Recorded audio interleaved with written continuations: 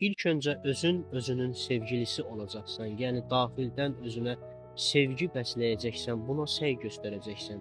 Qəlbində müəyyən səbəblərlə bağlanmış o sevgi kəmərini və ya az axan sevgi kəmərini açacaqsan, o zaman qəlbindəki o sevgi hovuzu dolmağa başlayar və bunu bilməlisən, o sevgi hovuzunu kənardakı heç bir insan doldura bilməyəcəkdir.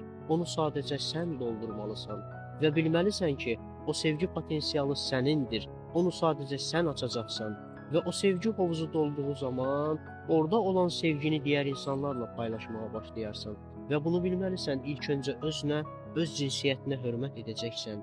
Daha sonra daxilində əks cinsə qarşı hörməti formalaşdıracaqsan, əks cinsə hörmət etməyi bacaracaqsan. Daha sonra bu şəkildə əgər əks cins münasibətinə girərsənsə, o zaman rahat olarsan.